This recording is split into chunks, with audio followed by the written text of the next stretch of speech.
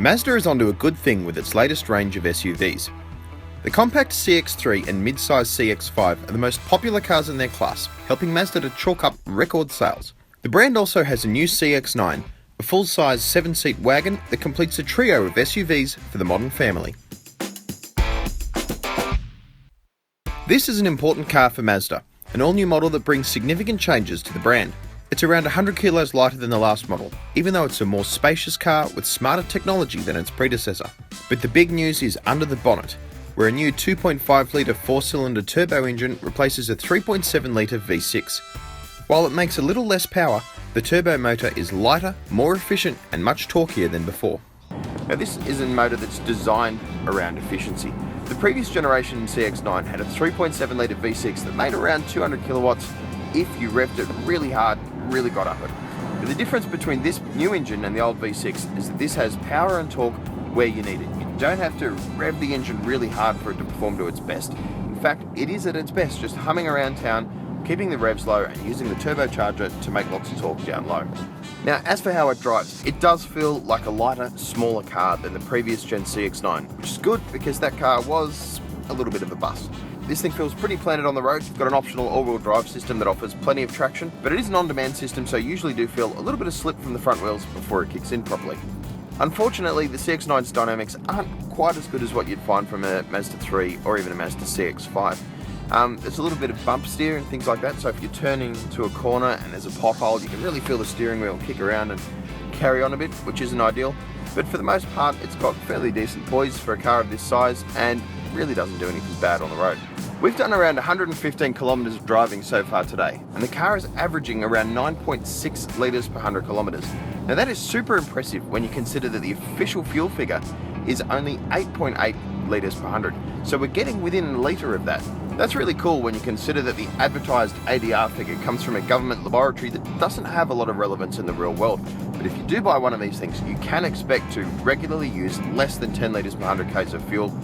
You really couldn't say that about a Toyota Kluger. One of the things that Mazda really wanted to improve with this car is what we call NVH, or noise, vibration and harshness. Mazda makes great looking cars with a lot of cool technology in them that are very popular, but a lot of them are quite noisy. The CX-9 was one of the noisiest cars in its class. Mazda freely admits that it was one of the worst that you could buy in terms of road noise. But that changes with this model.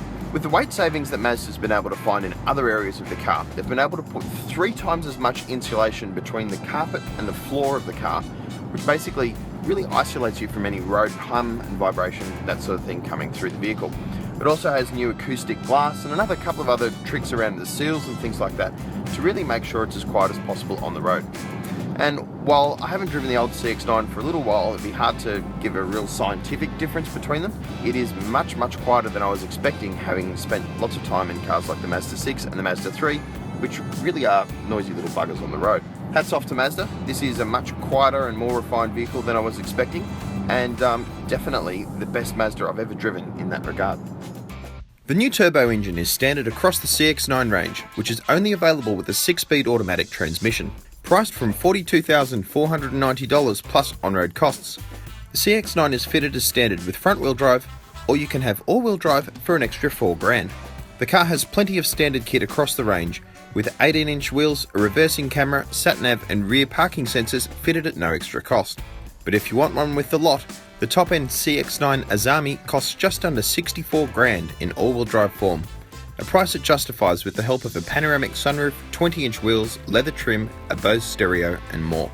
So the CX-9 benefits from Mazda's latest interior. So you've got the Audi-style remote touch system down here with a cool screen up there as well. A new heads-up display system, which feels much better than the old pop-up plastic shard that these cars used to have. Now, Mazda's taken safety really seriously with the CX-9, which features autonomous emergency braking across the range. You don't have to pay anything for it, it's free.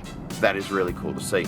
The top-end models get even more than that, with blind spot monitoring and lane departure warning systems, joining a new active cruise control system that is quite an advancement on what we've seen from Mazda before. The new CX-9 is an impressive car that builds on the strengths of its predecessor while addressing that car's issues such as road noise and fuel economy. It fits nicely into the Mazda family, giving loyal customers a bigger option while adding to the already competitive family SUV market. The Mazda CX-9 is on sale now.